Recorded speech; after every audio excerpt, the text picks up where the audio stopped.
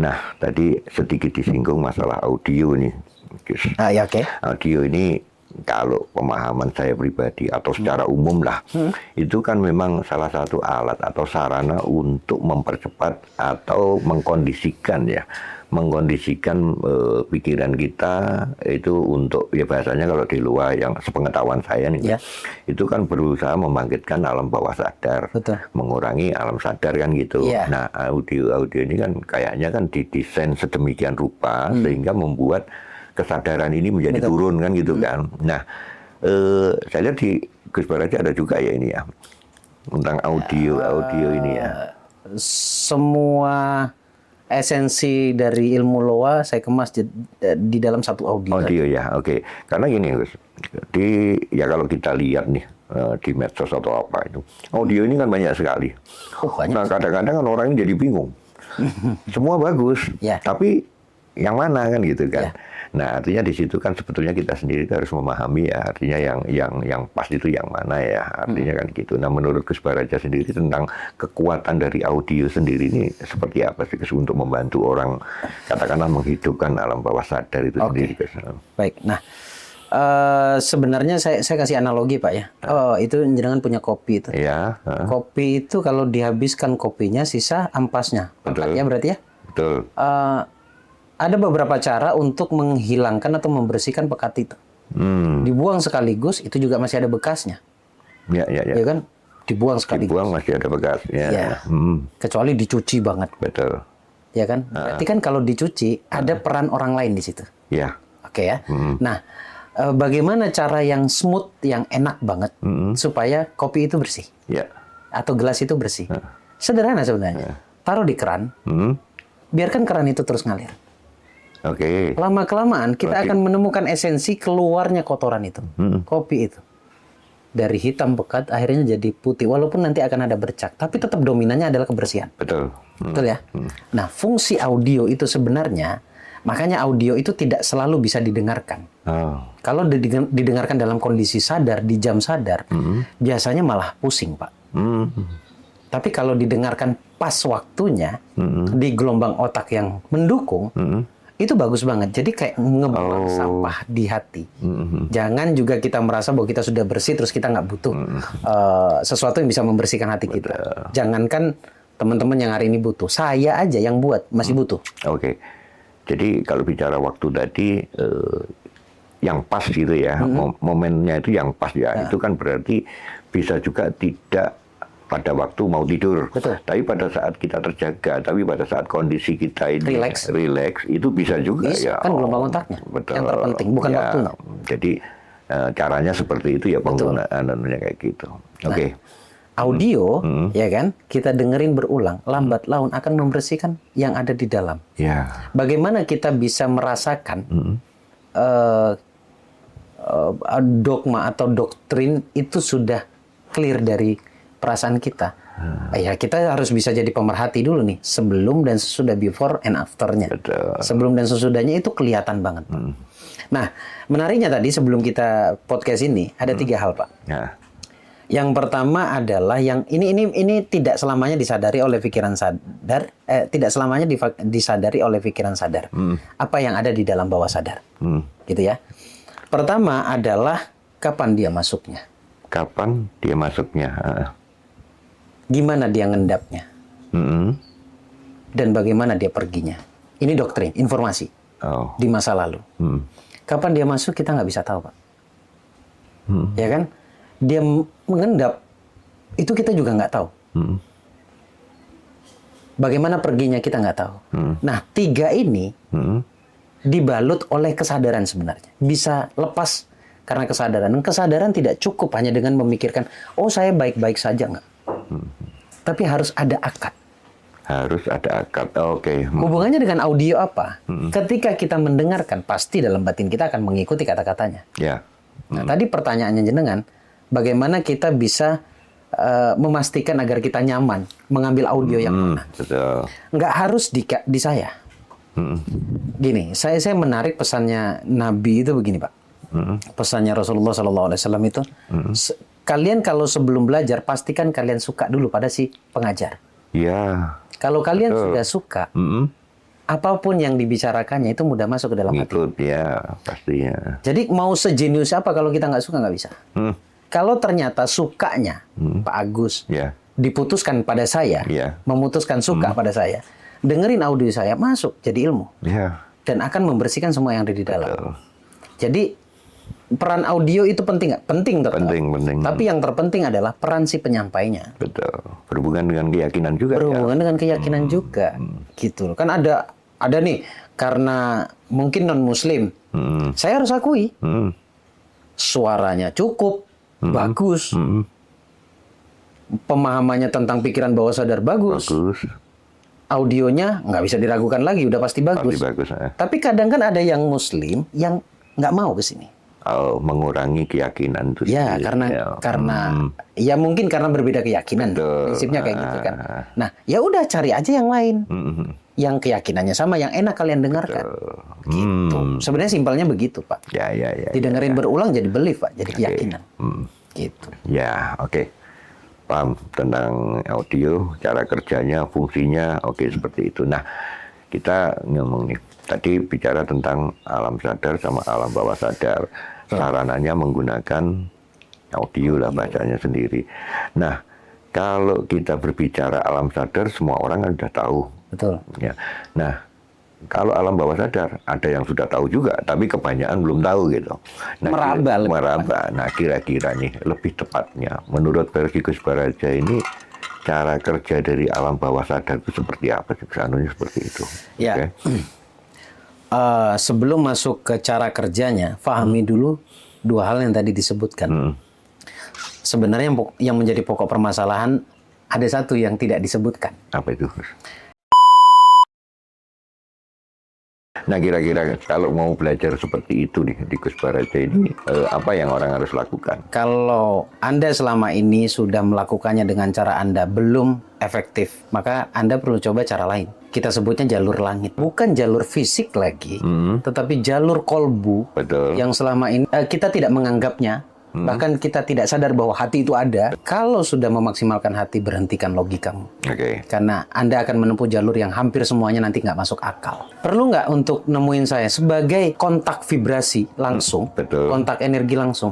Ketemu di ruang pembelajaran saya yang saya sebut dengan istilah temu jiwa. Temu jiwa. Nah, kebetulan dalam waktu dekat saya adakan di Jogja, Pak, di Sleman. Di Jogja. Kapan? Tanggal 5. Tanggal 5 hari Sabtu tepat. Hari Sabtu depan ini ya? Hari Sabtu tepatnya. Nah, dan keajaiban itu sebenarnya pasti terjadi. Kenapa? Manjadda wajadda kata ulama. Barang siapa yang bersungguh-sungguh, maka dia akan dapat. Nah, kira-kira Gus boleh di-share sedikit nih. Kalau nanti untuk yang temu jiwa di Jogja, kira-kira yang dibahas atau sedikit gambaran lah materinya. Melepas semua kemelekatan, belenggu, keberlimpahan. Jadi sebenarnya kita ini, saya sebut kita, mungkin boleh jadi saya ya. Jadi semuanya kita ini ada dalam sebuah penjara kesusahan, penjara kesialan dan lain sebagainya. Nah, kita harus bisa keluar dari penjara itu. Dan penjara itu tidak dalam bentuk fisik, tapi ada dalam jiwamu. Lepaskan itu semuanya, nanti setelah seminar saya selalu bilang begini, Pak. Anda akan lihat dunia itu dari sisi yang berbeda. Dan benar-benar akan berbeda hidupmu nanti. Kan tadi pikiran sadar. Nah. Satunya pikiran bawah sadar, atau banyak juga yang menyebutkannya adalah alam bawah sadar. Alam bawah sadar.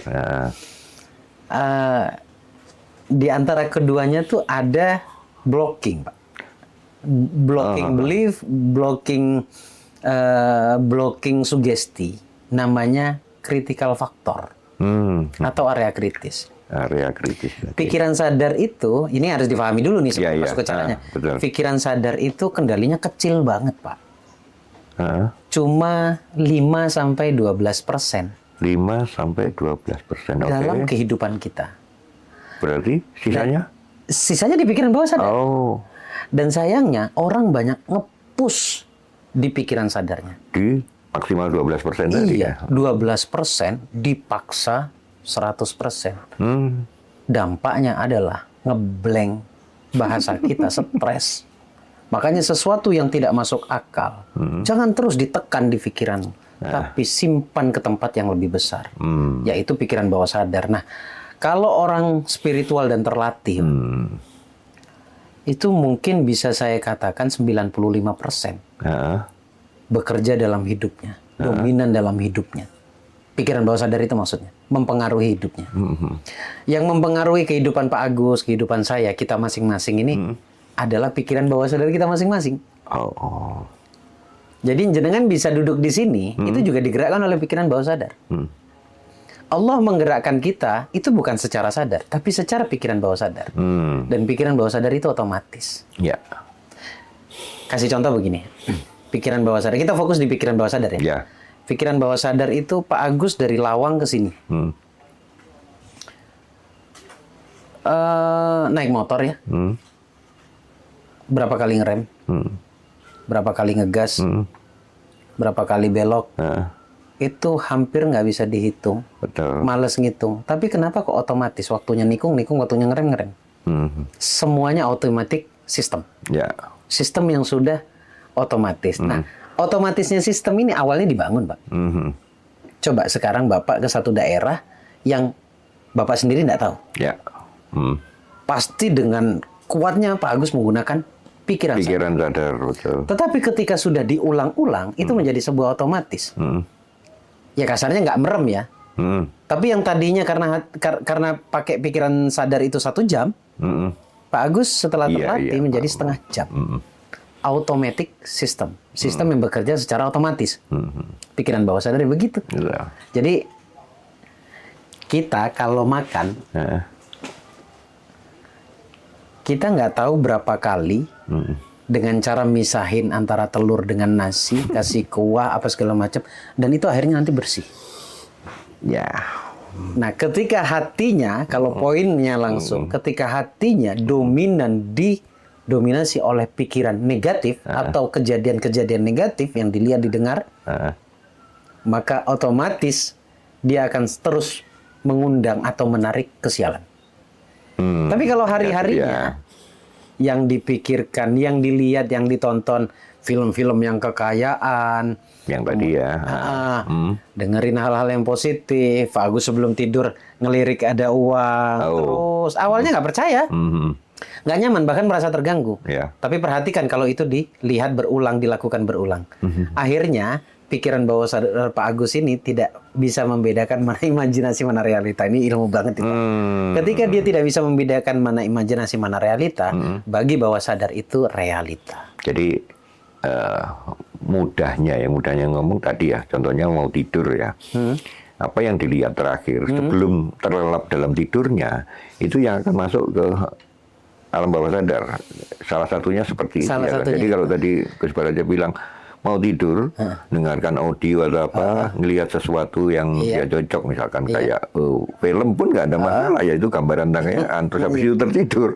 Berarti itu yang akan masuk. Itu yang akan masuk ke pikiran bawah sadar. Kebalik ya, kalau nonton sedih-sedih gitu, kebalik ya, jadi masuk ke bawah alam bawah sadar ya. Masuk ke bawah sadar itu berarti malah ya kisah-kisah kesedihan terus. Berarti harus yang positif, yang berhubungan dengan apa yang diharapkan. Ya nggak harus sih Pak, tergantung dia inginnya apa. Ya, inginnya apa. Contoh kekayaan. Kalau ingin sedih, enggak apa-apa. Gitu kan. Kan ini pilihan. Kayaknya nggak ada. Nggak ada ya. Orang yang mau hidupnya susah, enggak ada. Oke. Nah. Seperti itu. Betul. Jadi uraiannya ini sudah cukup. Paling tidak memberikan gambaran ya. Meskipun kalau pengen lebih ini ya perlu bimbingan lah kepada siapa yang dia cocok lah, merasa cocok lah. Ya ahli tadi harus bisa menjadi ahli itu gini. Ahli itu bukan super bisa enggak Pak? Ya. Ahli itu memiliki ilmu. Tahu caranya. Memiliki ilmu atau pengalaman ya. Iya. Nah kita ini kan ngobrol nih. Ngobrol kayaknya kesannya kalau ditonton kan ilmunya lengkap banget nih Pak. Amin. Iya kan? Kayaknya lengkap banget. Apakah bisa langsung diamalkan? Nah kira-kira kalau mau belajar seperti itu nih di Gus Baraja ini, apa yang orang harus lakukan? Kalau Anda selama ini sudah melakukannya dengan cara Anda belum efektif, maka Anda perlu coba cara lain. Kita sebutnya jalur langit. Bukan jalur fisik lagi, tetapi jalur kolbu. Betul. Yang selama ini kita tidak menganggapnya Bahkan kita tidak sadar bahwa hati itu ada. Kalau sudah memaksimalkan hati, berhentikan logikamu. Karena Anda akan menempuh jalur yang hampir semuanya nanti nggak masuk akal. Perlu nggak untuk nemuin saya sebagai kontak vibrasi langsung, kontak energi langsung? Perlu. Ketemu di ruang pembelajaran saya yang saya sebut dengan istilah temu jiwa. Temu jiwa. Nah, kebetulan dalam waktu dekat saya adakan di Jogja, Pak, di Sleman. Oh, di Jogja. Kapan?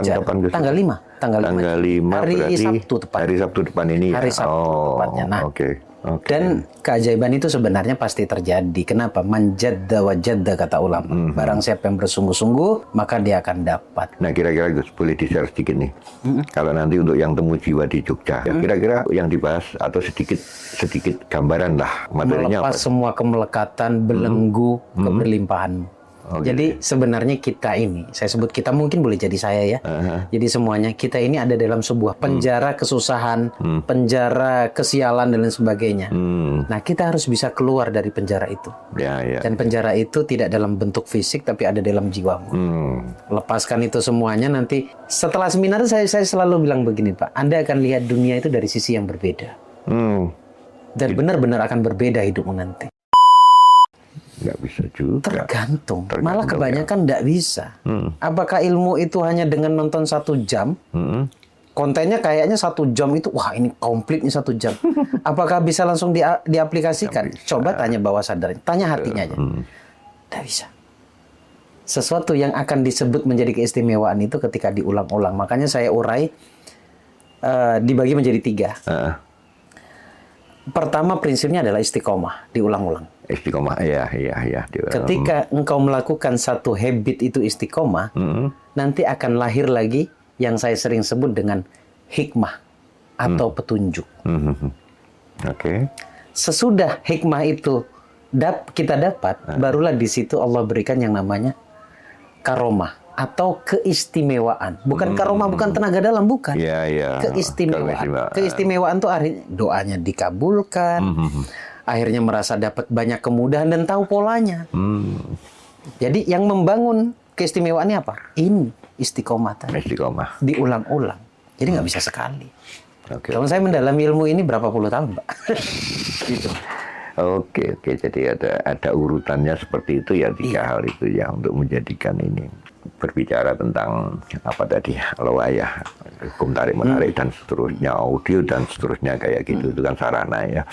Nah, ini ada mungkin saya sendiri muncul pertanyaan gini, mewakili teman-teman mungkin ya, bahasanya kan gini, semua ilmu, semua pembelajaran itu kan tidak ada yang jelek, sebetulnya kan bagus ya, bahasanya kan gitu. Tapi orang zaman sekarang ini kadang-kadang menggunakan logika, pertimbangannya adalah apakah itu sudah kebukti. Oh iya, kan bahasanya kan seperti itu. Manusiawi banget sih. Betul. Nah, di situ sama lah. Ini saya tanyakan dengan ke Gus Baraja ya, karena Gus Baraja itu kan memberikan pencerahan terhadap masalah ini juga kan.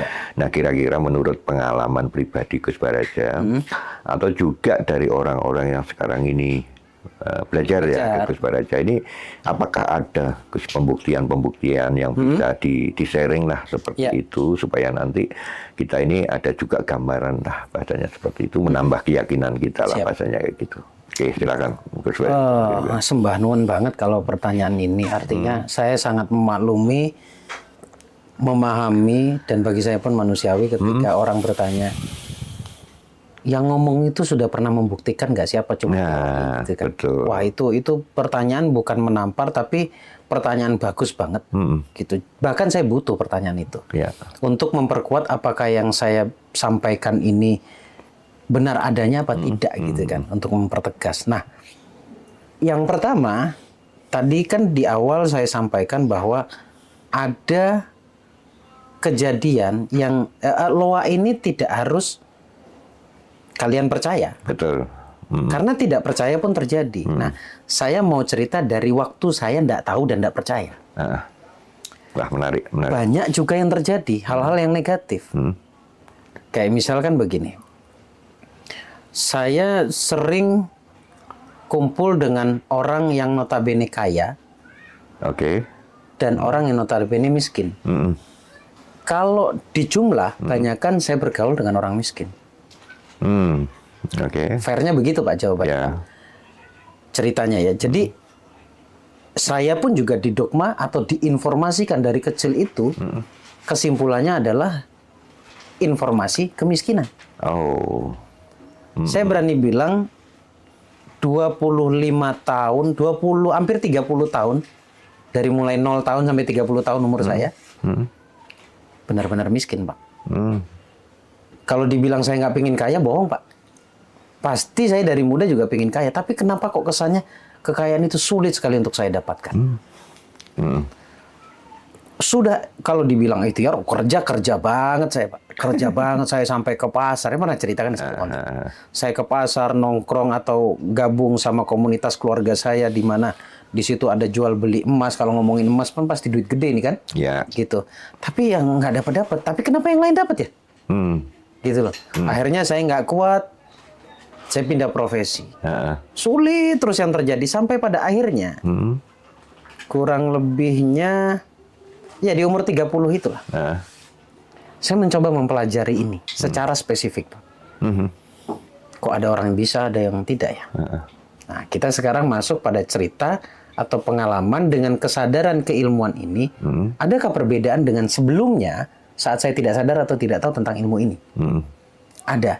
Nah, tadi yang saya jelaskan itu secara tidak langsung, saya sendiri yang menarik kesialan atau kemiskinan itu. Itu terjadi juga. Loa nggak minta izin ke kita, hukum ini nggak minta izin ke kita, harus percaya atau tidak, tapi nyatanya terjadi. Ya. Hal negatif. Karena ketika saya sadar, ternyata ada opsi dalam hidup, Pak. Opsinya adalah, ya kalau kamu mau income lebih besar, karena saya nyebut sukses ini perspektif orang beda-beda. Beda-beda, betul. Ya kan? Kalau yang ditanya saya, perspektif saya, oke saya jelaskan. Ya sukses itu adalah sebuah kepuasan bagi saya. Sukses, sebuah kepuasan. Sebuah kepuasan dalam sebuah pencapaian. Itu kesuksesan. Jadi saya punya ukuran sendiri. Beda dengan ukuran orang yang miliarder. Setiap orang punya ukuran masing-masing. Nah, akhirnya ketika saya mulai memutuskan untuk belajar, jujur Pak, di beberapa bulan dan tahun pertama Pak, stres saya Pak. Karena dogma lama dengan informasi baru yang baru saya pelajari tentang Loa ini, kayak berantem Pak. Bertentangan gitu ya. Di pikiran dan perasaan saya. Aduh, ini nggak benar, ini nggak benar. Ini gimana ya? Masa saya belum apa-apa, belum kaya, saya harus mengatakan saya berkelimpahan. Kan aneh itu afirmasi itu. Betul. Aneh itu sebenarnya. Orang saya belum punya apa-apa, tapi kok tiba-tiba saya harus mengatakan itu. Bertolak belakang di sini. Karena tadi itu basicnya, saya tekan dengan pikiran sadar, stres saya. Stres itu bukan gila Pak ya. Stres. Aduh nggak benar ilmu. Tapi karena balik lagi repeat, diulang-ulang, di situ baru saya merasakan kemudahan, Pak. Saya mulai berani mengatakan 10 juta pertama saya. Dan itu dalam waktu yang cukup relatif cepat. Setelah dapat 10 juta pertama, saya ingin coba ke 100 juta pertama saya. Selama 30 tahun, mimpi besar saya mau dapat 100 juta, udah nggak mungkin banget, Pak. Ya kan? Nah, saya ciptakan dari 10 ke 100 juta pertama. Ada sebuah proses, tapi proses itu nggak berat, Pak. Sebentar, guys. Artinya pada saat Gus Baraja bilang 10 juta pertama, 100 juta pertama, dan seterusnya kayak gitu. Apakah itu datangnya lewat jalan yang saat itu Gus Baraja lakukan atau tidak? Ini kan kadang orang kan berpikir gitu kan. Karena itu kan akhirnya secara logik mengatakan bahwa wong saya tidak punya kerjaan ini, bagaimana mungkin saya mendapatkan itu? Itu kan arahnya kan ke situ. Nah, menurut pengalaman Gus Baraja gimana? Sama, saya juga punya pikiran begitu. Ketika mempraktekkan ini, makanya ini menjadi bahan yang makin numpuk di pikiran saya, jadi stres. Karena masih dikedepankan logika. Ini kan pertanyaan logika. Terus nanti saya dapat 100 juta pertama saya dari jalan mana? Kan ketika pertanyaan itu dilontarkan, itu belum ada. Ya kan, sesuatu yang belum ada kan belum kelihatan. Nah, dari sinilah akhirnya ada konsep keilmuan yang saya sebut dengan rahasia keajaiban doa, Pak. Artinya di awal pertanyaan begitu itu saya rasa manusiawi. Saya juga muncul pertanyaan begitu. Ternyata Pak, cara kerjanya begini Pak. Saya tidak perlu memikirkan bagaimana caranya. Tidak perlu memikirkan, menjadi manusia seutuhnya, bukan menjadi Tuhan. Tidak perlu tahu bagaimana caranya. Saya manifestasi saja. Saya program hati saya, udah bahasanya begitu. Saya program jiwa saya, keyakinan saya, bahwa saya akan sampai di angka itu. Ketika pikiran saya sudah tidak saya letakkan ke masa depan, saya letakkan ke masa sekarang, saya hanya melakukan apa yang saya bisa. Oke. Ternyata doa itu didaur ulang oleh perasaan, akhirnya muncullah sebuah ide, Pak. Ide ada di sini, Pak. Akhirnya dari ide itu, karena ini sebuah ide, senang dong, saya ingin melakukannya. Saya lakukan. Nah, kira-kira kalau mau belajar seperti itu nih di Gus Baraja ini, apa yang orang harus lakukan? Kalau Anda selama ini sudah melakukannya dengan cara Anda belum efektif, maka Anda perlu coba cara lain. Kita sebutnya jalur langit. Bukan jalur fisik lagi, tetapi jalur kolbu. Betul. Yang selama ini kita tidak menganggapnya. Bahkan kita tidak sadar bahwa hati itu ada. Kalau sudah memaksimalkan hati, berhentikan logikamu. Oke. Karena Anda akan menempuh jalur yang hampir semuanya nanti nggak masuk akal. Perlu nggak untuk nemuin saya sebagai kontak vibrasi langsung, Betul. kontak energi langsung? Perlu. Ketemu di ruang pembelajaran saya yang saya sebut dengan istilah temu jiwa. Temu Jiwa. Nah, kebetulan dalam waktu dekat saya adakan di Jogja, Pak, di Sleman. Oh, di Jogja. Di Jogja. Kapan? Tanggal 5. Tanggal 5 hari berarti Sabtu tepat. Hari Sabtu depan ini. Hari Sabtu tepatnya. Nah, oke. Dan keajaiban itu sebenarnya pasti terjadi. Kenapa? Manjadda wajadda, kata ulama. Barang siapa yang bersungguh-sungguh, maka dia akan dapat. Nah, kira-kira Gus, boleh di-share sedikit nih. Kalau nanti untuk yang temu jiwa di Jogja, kira-kira yang dibahas atau sedikit gambaran lah materinya Melepas apa? semua kemelekatan, belenggu, keberlimpahan. Jadi sebenarnya kita ini, saya sebut kita, mungkin boleh jadi saya ya. Jadi semuanya kita ini ada dalam sebuah penjara kesusahan, penjara kesialan dan lain sebagainya. Nah, kita harus bisa keluar dari penjara itu. Ya. Dan penjara itu tidak dalam bentuk fisik, tapi ada dalam jiwamu. Lepaskan itu semuanya, nanti setelah seminar saya selalu bilang begini, Pak. Anda akan lihat dunia itu dari sisi yang berbeda. Dan benar-benar akan berbeda hidupmu nanti. Dari saya lakukan itulah akhirnya di situ jalan itu mulai tampak. Jadi jalan itu justru munculnya dari itu tadi ya, bukan sudah ada dulu ya. Jadi bukan tidak masuk akal, karena memang belum waktunya. Kalian pikir secara akal, gitu loh. Semuanya masuk akal. Kalian terlalu jauh aja ngelompat. Betul. Makanya agar semuanya menjadi masuk akal, rasakan saja apa yang ada sekarang. Berproseslah sekarang yang bisa kamu jalani sebagai proses. Betul. Apapun yang ada saat ini, itu yang saya nikmati, itu yang saya jalani. Iya. Seiring berjalannya waktu, barulah Allah transfer nih dari program hati keluar jadi ide. Dari ide bergeraklah fisik ini melakukan sesuatu, menciptakan sebuah wadah rezeki. Ya. Oh, ini paling logik menjelaskan saya. Nggak ada yang lebih logik dari itu. Karena gini juga wakilannya kan gini, kadang-kadang sih. Apa yang mungkin bagi kita, bagi manusia nih, itu mungkin persentasenya lebih kecil dari yang tidak mungkin. Oh iya. Iya kan? Iya. Karena yang mungkin bagi manusia ini, yang mungkin ya, kenapa disebut nilainya kecil? Yang tidak mungkin lebih besar. Lebih besar. Artinya yang tidak mungkin ini bagi Allah lah bahasanya gitu. Iya. Itu serba mungkin. Iya. Bahasanya kan gitu. Bahkan kata mungkin tidak ada bagi Allah, karena semuanya pasti. Semua pasti serba mungkin kan gitu. Makanya tadi kalau Gus Baraja tadi bilang bahwa ini nanti jalannya belum ketemu, ya biarin aja. Nanti kan akan muncul sendiri. Artinya sesuatu yang belum pernah dia tahu pun akan terjadi. Bahkan ada juga seakan-akan kan gini, Gus. Kita tidak terpikir. Menurut kita nggak mungkin kayak menghasilkan 100 juta atau di atas itu kan. Tapi tidak tahu jalan gimana, tiba-tiba ada temen nih yang sudah nggak kepikir nih namanya. Karena itu nggak kepikir. Betul, sudah lupa lah. Betul. Tiba-tiba ketemu di jalan, kan bisa juga. Iya. Ketemu di jalan ngobrol. Ngasih, katakanlah kalau orang proyek, ngasih proyek. Akhirnya kan jalan ketemu juga ya, itu bisa terjadi juga Iya, kan. Nah, saya pernah, ini dalam konteks bercanda sebenarnya. Betul, tapi ini ilmu banget sebenarnya. Karena saya berhadapan dengan orang yang kata dia pintar.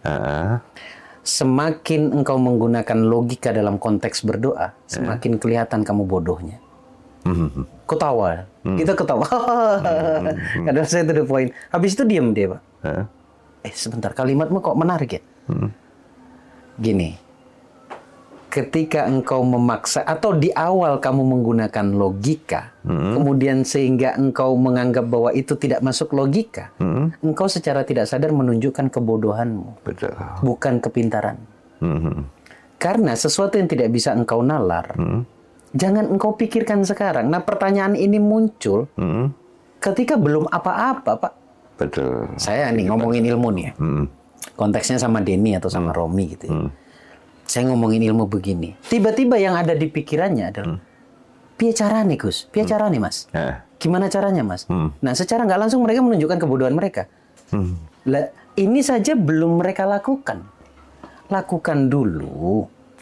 Dalam beberapa kurun waktu, kalian akan mendapatkan pertanyaan atau mendapatkan jawaban dari pertanyaan kalian yang baru saja kalian lempar. Karena tadi itu doa dulu, diprogram dulu, nanti akan muncul menjadi sebuah ide.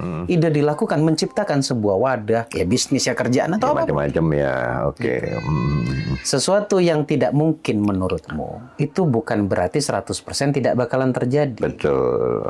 Karena bagi Allah itu tidak ada yang tidak mungkin. Bahkan mungkin itu pun tidak ada. Yang ada adalah kepastian. Betul. Kerjakan porsi kita sebagai manusia. Tidak lebih dari doa dan usaha. Nah, balik lagi kalau puncaknya apa? Yang menentukan. Urusan siapa? Itu urusannya manusia. Urusannya Allah. Urusannya Tuhan. Nah, kalau Anda merasa punya Tuhan, ya sudah, silahkan. Oke. Ikuti saja. Rule-nya itu begitu sederhana. Makanya kalau jenengan tanya, tadi kita ngobrol sebelum take video ya. Aduh Pak, sejatinya, oke lah kita nggak usah ngomong kaya lah ya. Takutnya nanti mental block muncul lagi nih. Betul. Penonton kita nih. Kita lebih tepatnya ngomong kemudahan rezeki saja lah. Oke. Itu hal yang sangat mudah. Kalau kalian menderita 30 tahun, itu sebenarnya bisa diperbaiki hanya dalam kurun waktu 2 kali 30 hari. Paling lambat. Asal tahu caranya. Kalau sudah tahu caranya, bukan lagi 2 kali 30 hari.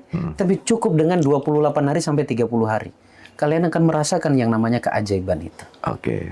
Magnet itu akan bisa dibentuk. Tapi ya lagi-lagi ngomong begini juga nggak bisa langsung diterima, Pak. Iya, pastilah. Gitu.